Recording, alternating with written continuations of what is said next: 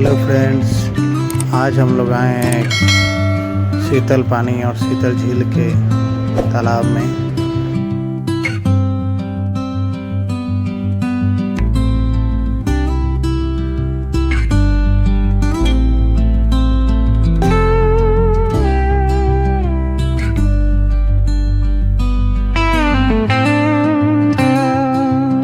देखिए ये शीतल झील जो कितनी सुंदर और मनमोहक दिख रहा है।